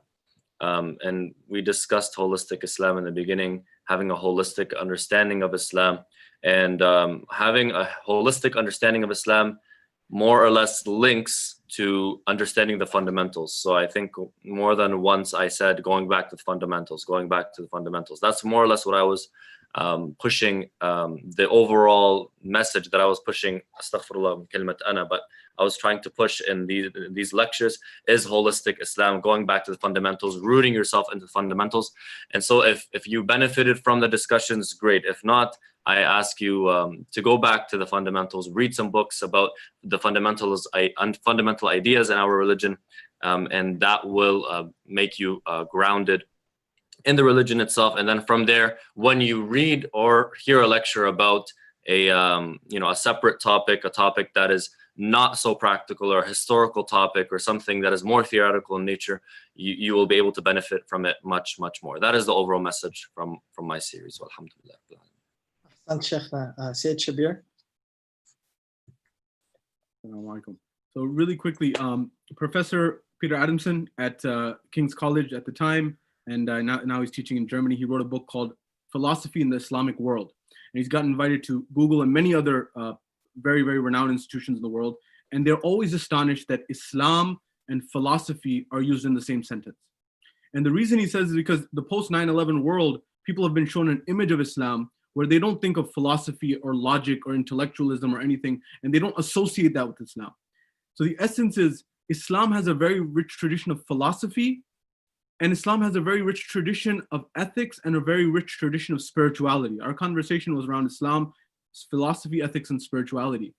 And I believe, and I have this thesis, that these tools that come to us from the Ahlul Bayt alayhimus salam in terms of Islamic philosophy, Islamic spirituality, and Islamic ethics, if we understand that first, and we see that in the second half of the lecture series, which was the Amir al-Mu'mineen as an embodiment of Islamic philosophy, an embodiment of ethics, and an embodiment of true Islamic spirituality, if we understand that, I tell you, we can share this with the world. The world needs this. The world is starving for these things. Because the people in the West, in America, in California, are going to Hindu spirituality. They're going to Buddhist spirituality, although they don't adhere to that. And I tell you, with my hand on my heart, I believe that they will benefit tremendously if they know Ali ibn Abi Talib, if they know the teachings of Rasulullah, the true teachings of their spirituality, of their ethics, of their philosophy. So first implement in our lives, and then share with the world to make the world better and show the true face of Islam. Ahsan Sayyid. Haj Wissam. Well, number one for me, I always try to pass off these ideas to anybody who I see, anybody who I mentor, any clients that I have, doesn't matter who. And these three things are sincerity in your heart, the truth on your tongue, and present the truth through wisdom.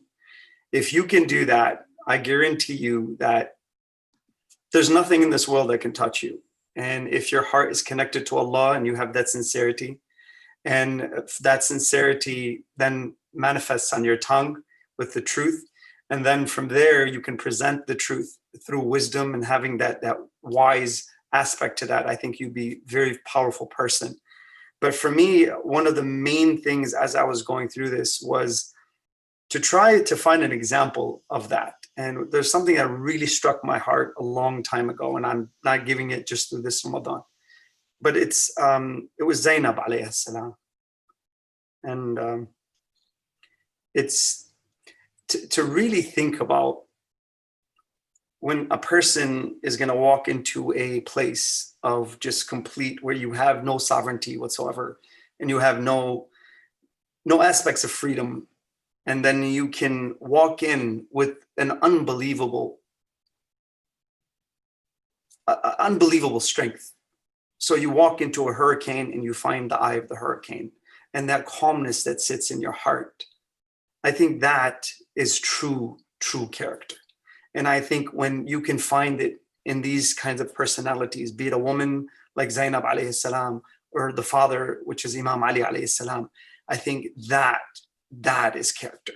So for me, it was those moments that really stuck out to me. And so her character and the way she presented herself in the storm of fear, and she had that security and that calmness with the ultimate confidence. So I think that's beautiful.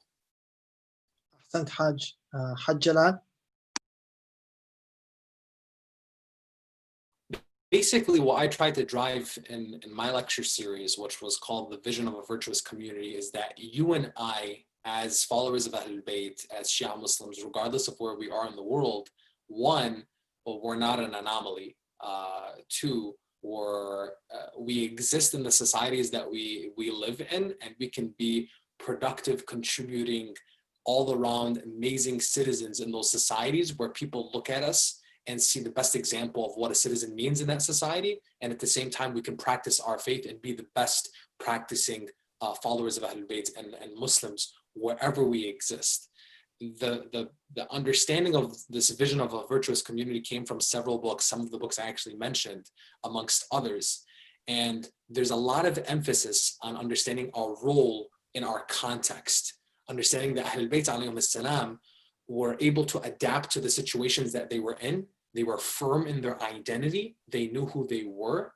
We, as followers of Ahlul Bayt, are firm in our identity. We know who we are, but we have an understanding that we can adapt, and we are conscious of those who are around us. So discussions, for example, on taqiyya was had, a very transparent conversation on what taqiyya means, what taqiyya and mudaratiyya means, our involvement in the systems of governments that we work in, understanding that from Ahlul Bayt to the prophets that came before them, their involvement in government and their ability to work within systems, even with those that oppress them, instead of necessarily being ones who wreaked havoc and wanted to flip the switch on everything else. But instead, we're able to be ones who brought betterment and reform in whatever context that they were in, as opposed to other ideologies and other thoughts. Ahsantum, Haj Jalal, and thank you to all the panelists as well for those reflections. We have about 20 to 30 minutes before the program concludes, so we're just going to try and field some more questions. So if anyone has any other questions that they'd like to, and they're itching to ask our speakers, then please do text in on the phone numbers on the posters, message in on the social media, YouTube, Facebook as well, inshallah. I thought I'd just add as well, in addition to the books that the brothers mentioned, there's a couple of other ones I thought that are worth mentioning. We have, for the month of Ramadan, it's especially pertinent, Begin with Praise, which is Inspirations from Dua al-Iftitah by Sayyid Munir al-Khabbaz, and likewise by Sayyid Munir, we have The Mahdi, which is an excellent book and one which I'd highly recommend for everyone to read. And one final one as well I thought I'd mention is Gods and Mysteries by Sheikh Rizwan Arastu as well, an excellent book for those who are wanting to do some extra reading. I have a question here, and mashallah, the questions have been coming in from all over. We have questions from Birmingham, London, Manchester, Leeds, LA, Toronto, New York, Dubai. So mashallah, the questions are coming in from around the world. This question is directed at Sheikh Shubbar. So Sheikh, this question reads from one of the viewers in Birmingham saying, what advice can you give to us in terms of balancing the pursuit of knowledge with life living in the UK? Do I need to travel to Hawza to achieve this, or can I do it within my daily life? Bismillah ar-Rahman ar-Rahim. It depends what you want to achieve. Because, of course, the believer has to have knowledge, the believer has to gain knowledge, and it's knowledge. I often say, Allah mentioned that it was the beauty of Yusuf alayhi salam that got him into the prison. But it was his knowledge that got him out of it.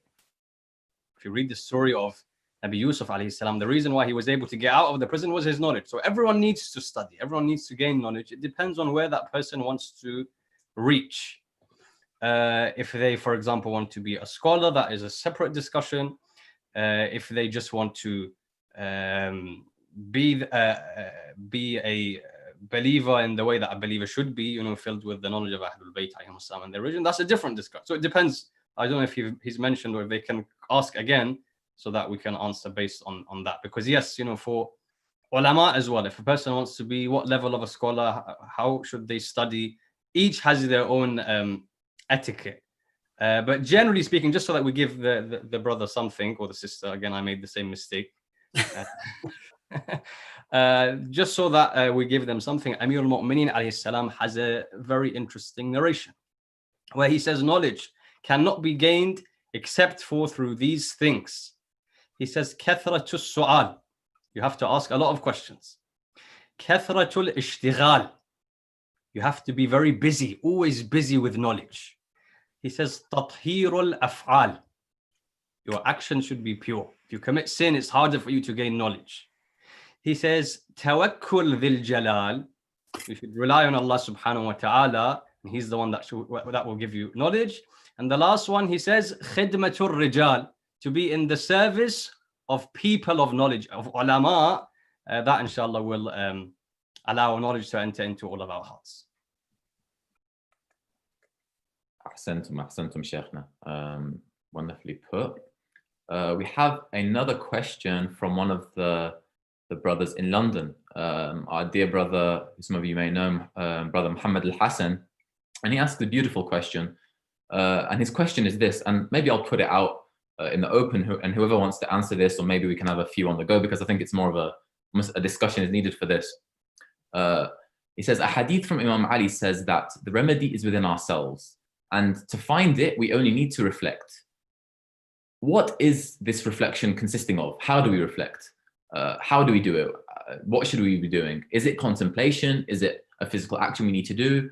Sometimes when we're trying to sit and think, you know, our mind wanders away. So what is this reflection, and, you know, how do we achieve that? I'll throw this, you know, out there, and we'll see, inshallah, who wants to take a first crack.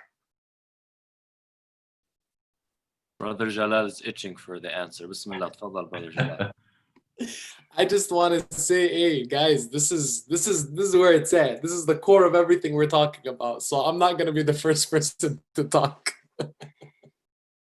Maybe if I start off the discussion very quickly. There is a chapter in Wasa'il al-Shia. Wasa'il al-Shia is initially a book on jurisprudence, ahadith, and narrations to do with jurisprudence. And the ulama, when they want to analyze, you know, fiqhi subjects and issues, often they look at Wasa'il al-Shia, compiled by Al-Hurr al-Amili. But in one of those volumes, there's a discussion on al-jihadun nafs, or struggling against your own carnal desires. And there's a number of maraji alive today that give advice to the believers to read the akhlaqi riwayat in that chapter. And it has been translated into English. A number of different hadith to do with akhlaq and morals and the nafs and the soul and this and that, within which it is mentioned, actually at the beginning of that chapter, where Imam al-Sadiq salawatullahi wa salamuhu alayhi says, and I mentioned this in one of the lectures actually, that you were told of the illness, you were told what the cure is, and you were made the doctor of your own self. But still you don't treat yourself. I.e., you were told that these are the problems that you need to stay away from. This is what you can do to cure those problems. And you were given the capability and the capacity and the power from Allah subhanahu wa ta'ala to deal with them, but you don't do so. And so what the ishara was from Amir al-Mu'mineen alayhi salatu wassalam is, when you reflect, one of the ideas of that reflection is you understand your nawaqis, your shortcomings. You understand what things have you performed that you shouldn't have. What things do you have within you that take you further away from Allah subhanahu wa ta'ala? And so reflection allows you to understand those things so that then you can get rid of them. And I'll leave you with an example, and then the brothers can inshallah pitch in. The body feels pain. This pain is actually a blessing from Allah subhanahu wa ta'ala. Because when I feel pain, it tells me, it's an indicator that I have a problem. If I didn't feel pain, how would I know that I've hurt my shoulder? How would I know that there's something wrong with me if I don't feel pain? Pain was a sign that I have some sort of problem, so I can go and treat it. The body feels pain, but the soul doesn't. It's not like, well, as soon as I have jealousy, I can feel a sort of pain in my soul. Or as soon as I have takabbur and I'm arrogant, I can feel it in my soul. The body doesn't, the soul doesn't feel it. So what I need to do with my soul is constantly reflect to understand where the illnesses are present, so that I can cure them. And that is one of the many understandings of this statement of Amir al-Mu'minin alayhi salatu wassalam.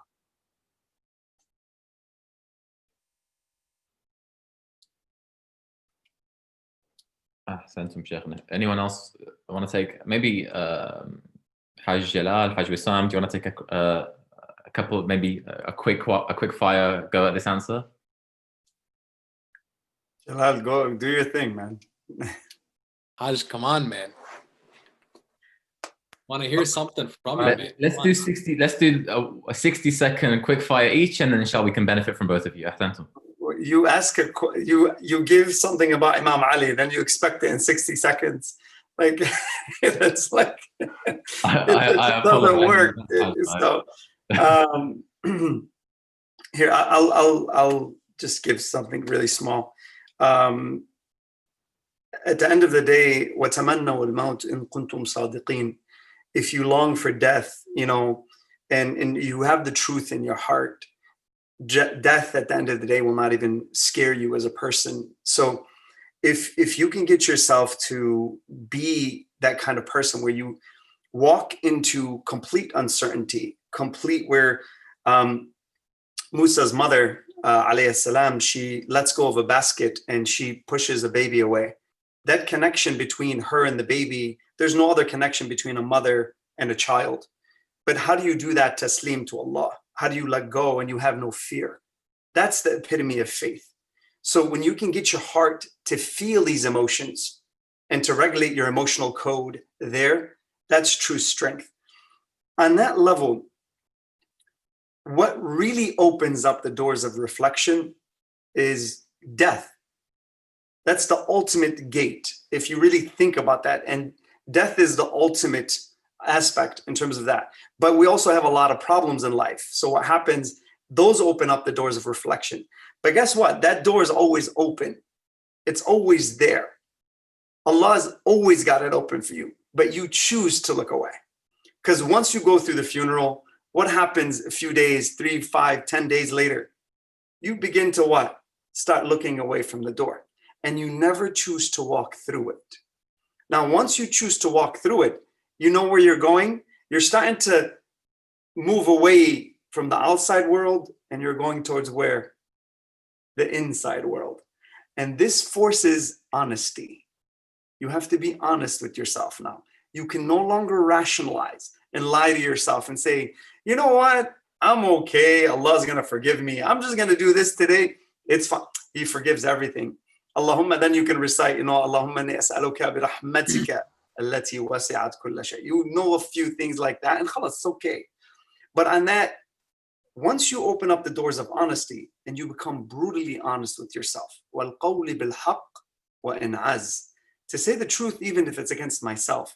Now, if you start facing yourself there, and you start looking yourself in the mirror, that can be really scary. I'm sorry. Imam Ali alayhi salam also says, he says, if you were to expose my faults to even the closest of people next to me, they would flee away from me. Sattar al-uyub. On that level, when you start entering the basement, here's what I would tell you to do. If you could do this, go to your basement at night about 2 o'clock in the morning, and I'll finish with this. It's pitch black downstairs. Don't turn on the lights. Walk a few steps down there. Watch a scary movie before you do that too. All right? If you could do that, great. Watch your sympathetic nervous system just ignite. And then walk a few steps into the basement. Just sit there. See what happens to your own physiology. Then if you can go further, good for you. Go down to the bottom of the stairs and just sit there in the silence. وَالضُّحَى وَاللَّيْلِ إِذَا سَجَى. Allah swears by the silence of the night. Sit there in the silence if you can, by yourself, 2 o'clock in the morning. Set your alarm clock tonight, see if you could do that. Okay. Then when you go down there, if you can sit there just for a little bit, this is a basement, not a grave. It's a basement. And for some of you might not even know what a basement is in terms of the UK, I'm sorry, but a basement is really underground. It's really dark, okay? So it kind of representation of a grave. But from there, then if you can, pray a 2 rak'ah prayer. If you can do that in the middle of the night, just wake up and just let your heart sink. And then really think about أبكي على خروج نفسي, and really cry about the things that you've done that are so wrong against your own self. And the end with this, in the Quran it states, قد أفلح من زكاها وقد خاب من دساها. الدس, الغش, is really, that's what that is the person who's what? غش نفسه. He's committed what? He's swindled himself as a person. So reflect on these things and you can take a position against yourself in that way. And you can get to the final verse. وَأَمَّا مَنْ خَافَ مَقَامَ رَبِّهِ وَنَهَى النَّفْسَ عَنِ الْهَوَىٰ فَإِنَّ الْجَنَّةَ هِيَ الْمَأْوَىٰ. Then hopefully you can seek that and gain that salvation. If you fear the state of your Lord, the positive fear, not the negative fear, you refrain the self from the regressive desires, then surely if you do that, then heaven will be your abode. Inshallah, we can all make it there. And if you do that tonight, please remember me to dua, okay? Because I gave you the idea, all right? أحسنت. Before we give it to Hajj Jalal, أو عفوا سيدنا تفضلوا. لا تفضل شيخنا. Afwan, when I was doing some preparation for my lecture, I did come across a hadith from Imam Sadiq alayhi salam, where he actually answers the question flat out. Your answers are amazing, Sheikh and Hajj. But طبعا there's no one like Imam Sadiq alayhi salam. So for the barakah, I'd read this riwayah with your permission, if that's okay. This is in Al-Kafi. عن أبان بن الحسن الصقيل الصقيل قال سألت أبا عبد الله عليه السلام كما يروي الناس أن تفكر ساعة خير من قيام ليلة. The companion, he asks Imam al-Sadiq, he says, they say that thinking for an hour or thinking for some time is better than staying up all night in prayer. قلت كيف يتفكر? How does a person think, or what does he think about? SubhanAllah, the same question this person is asking. قال يمر بالخربة أو بالدار فيقول أين ساكنوك أين بانوك ما بالك لا تتكلمين. It's to go by a ruin, for example. The Imam alayhi salam is essentially giving an example. He said to think and reflect is to walk by a ruin, to walk by a graveyard, مثلا. To walk by an abandoned home, to look at it and say, where are those that built you? Where are those that were living inside of you?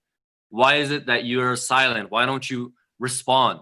To think about death, to think about the past, those that were here before us, what they left for us, and where are they now? The pharaohs of the time and the beggars on the streets, they're all in the same grave. They're all sitting beside each other, laying down and waiting for Allah Ta'ala to pass His decree. So essentially to think about life, but to think about death, to think about existence as a whole, and to think about where you lie in that realm, in that envelope of existence. Ahsan Sheikh Ahmed. So we have 10 minutes and many questions are still coming. And thank you to all of our viewers, our brothers and sisters that are posing these very important questions. We'll try to take a few. We have one for Hajj Jalal. The brother or sister mentioned that in your lectures, you mentioned our narrative. The question is, what is unique about our narrative? In 90 seconds. What is unique about our narrative? What's unique about our narrative is that it's blessed by Ahlul Bayt alayhim salam, blessed by the Prophet, and ultimately blessed by Allah subhanahu wa ta'ala. When it comes to our narrative and our understanding of Ahlul Bayt, it is one that is able to coexist in any society across the world. And that's one of the most beautiful aspects of it, one of the unique aspects of our narrative. And that's the way Ahlul Bayt lived. They were able to live at the center of a community, of a society that took away their rights, but at the same time, they would contribute to that society and protect the body of the religion that society was essentially not fulfilling all of its rights, but still was able to work within it and not dismantle it. From Imam Ali alayhi salam all the way to our living Imam. Imam al-Hujjah, peace and blessings be upon him, has gone into occultation for what reason? One of the many reasons being to continue to protect Islam from those who claim Islam, but at the same time want to destroy the tenets of Islam and those who represent the tenets of Islam, being the Imams themselves. That's the beauty of our narrative. And Ahlul Bayt, in that narrative, is that it is for them, for their followers, and for the rest of humanity. It's protecting the rest of humanity, even those who try to hurt them, harm them, destroy them, even though they don't even realize it. I'm going to chime in for 60 seconds, if that's okay, from a secular perspective, to add on to what the beautiful answer Haji gave. Is that okay, Sayyidina? That's fine, Sayyid Shabir. If I can also ask you a question that you can probably connect to this answer. Okay. How do you balance life between the connection with Allah and your professional life? If you could bring all of it together. I learned from you and Hajj Jalal. That's the answer to that one. And then I'll go to the second one, go back to that one. Ask them, that's more pertinent to them, inshallah. But on the secular aspect, a few names you have to know real quick so I can do this in 60 seconds. Plato, Aristotle, Farabi, and Karen Armstrong. Karen Armstrong is an author on various different secular religions. In her book, A History of God, she's an expert in all the Abrahamic faiths as well as all global faiths. So she argues, and she prints this research from Plato. Plato argued he was against democracy. Democracy, he said, is mob rule wherever it is. And the reason is because you have people who are not informed about a particular matter making decisions about it. So if I'm not a doctor, I'm making decisions about medical policy, but that's not my expertise. I'm making decisions about when we should open up society, but I don't know anything about the coronavirus. And he said this happens in so many different examples in society. You ask economists to make a decision on medical policy, it doesn't work, and vice versa, it doesn't work. He said what society needs is an intellectual aristocracy. That means the smartest people are running society. And so he summarizes and says, society will not see peace until all philosophers become kings and all kings become philosophers. This was the view. Aristotle came forward, Arastu in Islamic philosophy known as Muallim al-Awwal, Muallim al-Thani, al-Farabi, who's either Turkish or Persian. There's a debate. I don't want to get into that. He said that if you look at the philosopher king that Plato was talking about, that is none other than in the personality of Rasulullah Azam, the Holy Prophet. That was that philosopher king that Plato was talking about in theory.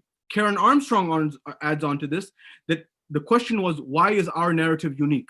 She said the only religion on this planet that adheres to a system of philosopher kings from the beginning up until the end of times is Shia Islam, because it believes in a system of 12 philosopher kings after the Holy Prophet of Islam.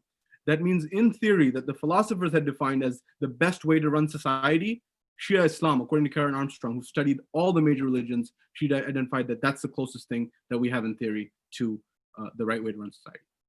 Sayyid Shabir, I'm going to add just a point real quick to that. That's in theory, 100%. The beauty of our narrative is that even when the theory is not implemented, that our narrative does not destroy the society that we're in, does not dismantle the order that exists within, and is able to adapt and continue to live and coexist, even with those that are actually going against that theory of their position as philosopher kings. If I could say something real quick, just really on that as well, and I'm leaving that side of the screen just for them, but overall, just really one simple word, it's tawheed. No one can challenge us on the face of this earth in terms of tawheed. Why? Because Imam Ali, the Imam, and Rasulullah sallallahu alaihi wasallam. No one, if you can check that and go through history, search, do whatever you want. There is nothing more pure in terms of monotheism, in terms of the Ithna Ashari school of thought. There's nothing more pure in Tawheed than that. And if you want just something very simple, go to Nahj al-Balagha, just read Imam Ali alayhi salam when he removes actually one of the alphabets in terms of al-alif, and he's talking about Allah. Just that alone is just incredible. So Tawheed is really the center point of everything, and that's what we're all seeking. But at the end of the day, who gives you the best door to understanding that Tawheed? So I think that is the pinnacle of the whole discussion. Just a 10-second thing about, I didn't want to undercut the person who asked the question about how you juggle and balance and give them a more substantive answer. I definitely learned from the brothers, but having passion about what you're doing and serving, that's very valuable. If you look at the lives of the scholars, they dedicated their lives, our maraja, our top scholars, either to scholarship and learning or serving the people through charity and endeavors like that, or just serving people at large. So develop a passion of serving and passion for what you do, and you'll go far, inshallah. Ahsan, Sayyidina, thank you very much. Might have time for one or two more. We have a question now which has come in from Manchester, United Kingdom. The question is, how do you ensure that your speech is fluent and that you don't stop or stutter mid-sentence? And what are some general tips for good oratory skills when giving lectures and being fluent in your speech? Can I give a 10-second answer to that? Yeah, Sheikh, I was going to go to you anyway, Sheikh, no, don't worry. So, well, I was just going to say, don't fast while you're lecturing. That's pretty much your best answer. That's your best bet. And what's your second best bet, Sheikh? Now, your second answer, 60 seconds. What I tend to do throughout the week when I'm thinking about a lecture is I tend to think of the points that I'm going to be hitting and go over them in my head like I'm lecturing myself. It's kind of weird, but I imagine the audience in front of me, and I know I'm hitting point 1, point 2, point 3, point 4, and I more or less go through them in my head and how I'm going to say them and what I'm going to say. Now, when I'm actually lecturing, I'm not referring back to that idea, but more or less it's become ingrained. It's in the back of my mind somewhere. I think Hajj Sam can tell me where that is, but it's in the back of my mind somewhere, and I'm referring to that, So I'm referring to the core idea. And because the core idea has now become so clear in my mind, I'm able to just spit it out, as they say. But simple answer: don't lecture while you're fasting. So So you got two Bazzies on the call, man. That's dangerous. So it's dream team, dream duo. So overall, I'm going to give you more of a scientific answer than the Sheikh. But overall, you have something where you have the control system and you have the automatic system in your brain, bottom line. So there's something within sympathetic nervous system is your fight or flight system. So anytime you're about to present, that system is going to kick on. So what that system does, it's automatic. So it's under the autonomic nervous system. And that system, when it kicks on, it's getting yourself ready to fight or flight. So whenever you're about to present, you're going to be judged. How are you going to be judged? Your intellect is going to be judged. So that's fearful to a lot of people. Now, there's a 15-year Harvard study about intellect. That's one of the core aspects of an identity. So if your core is being judged, understand you're going to be nervous. And some people are actually more afraid of speaking than actual death. There's studies that are on that. So that's how much fear gets ignited. So let me give you a little bit about what happens and how the system actually works within your brain. So you have it's called the low road, and it's one of the theories, but it's called the low road, and it hits your amygdala and it hits your hypothalamus. And what that is, it's automatic. So right when you're about to get up, here's what happens to you, okay? Your heart rate is gonna go up. Your hypothalamus is like a thermostat. It controls your bodily temperature, okay? And everything that you do. When that happens, you're gonna start breathing heavy. Your palms are gonna sweat. You may start shaking. You can't even control your voice. So if that's what's happening to you, that system is turning on. It's natural. It's normal. Now, here's what happens. That's all automatic. It doesn't ask for your opinion. It just happens. It happens to all of us. And even if you're a primed speaker and it'll still happen to you. It just depends on the crowd sometimes. But we know how to shut it off. You know how to shut off that system in your brain. So what does that system do? That's automatic. It has to get permission and validation from what? Your conscious ability, which is your frontal cortex.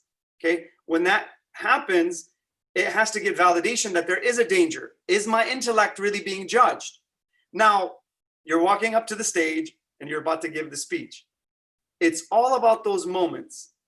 That moment that you're walking up, it's what you tell yourself.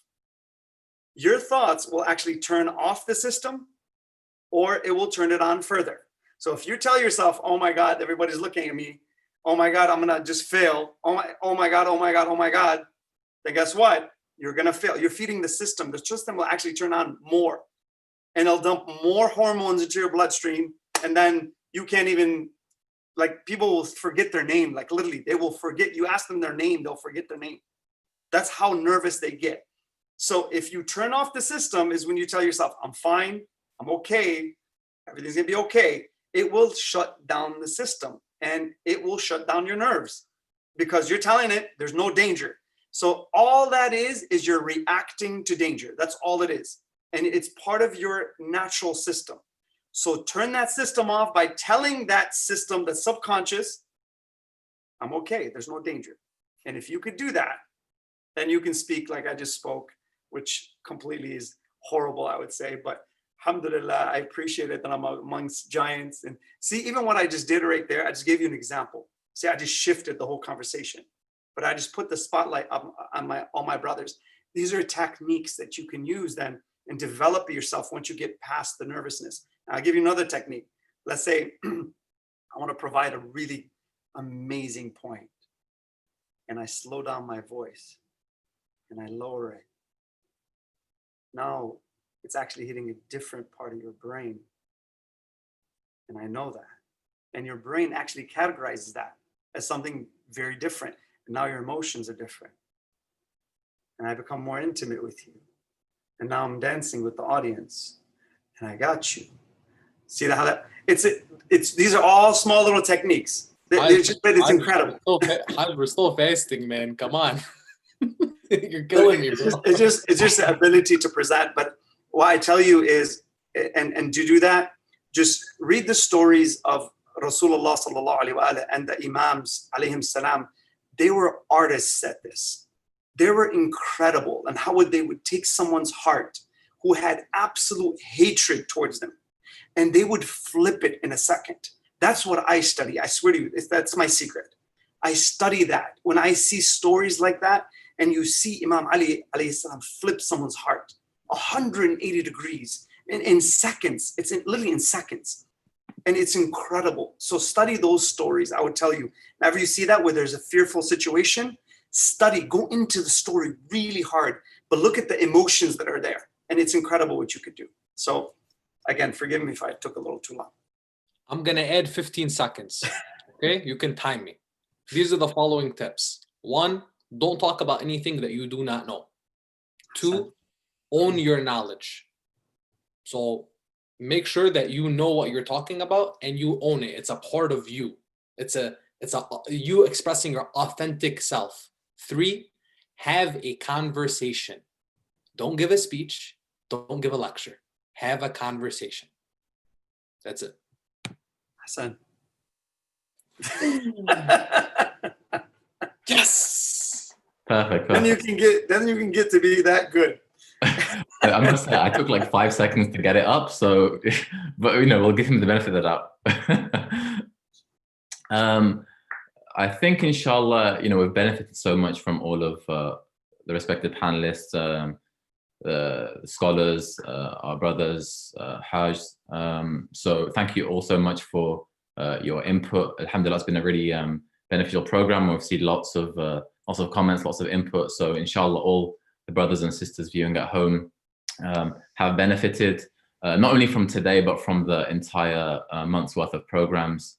And inshallah, I think we mentioned it at the start that if this is something that the viewers find beneficial, then there's no reason why we can't jump on Zoom every now and again to continue this kind of a different type of panel discussion. So Ahsantum all, thank you so much. I think it's just worth mentioning for those in the UK that you might have noticed that there was a united and unified Amal program which happened on the 3 Layal al-Qadr. And likewise, inshallah, there will be a similar program for the morning of Eid.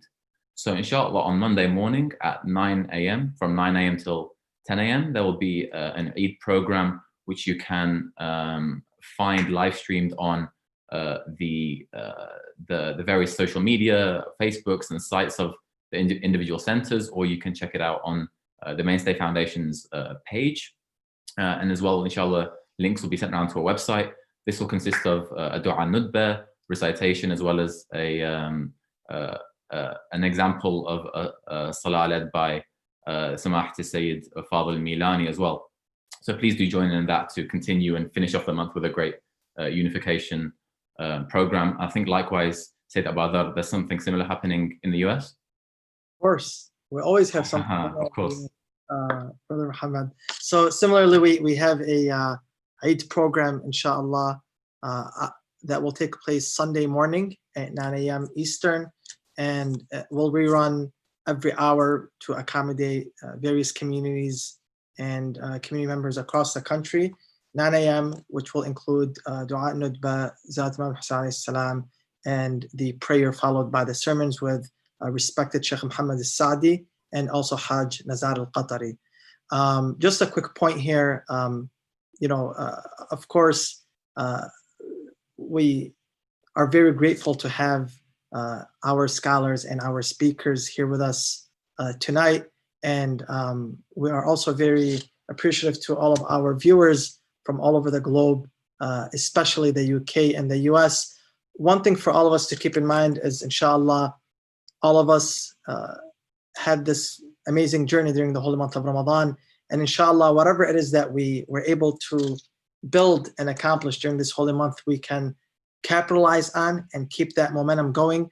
That's why the Mainstay Foundation in the US and in the UK as one team with the various partners that are collaborating with us will continue these programming. Inshallah, stay tuned in the next couple of weeks for more information about programming that will consist of lectures, workshops for different age groups, similar programs to what we have today. Inshallah, this is going to be an ongoing, continuous journey for all of us. And inshallah, through these programs, not only can we stay closeness to Allah subhanahu wa ta'ala, but we can stay connected as a community, at least virtually, for some time as we go through the COVID-19 crisis. So thank you to all of you. And inshallah, we can continue this discussion at a later time. Thank you, guys. Thank you. Assalamu alaikum.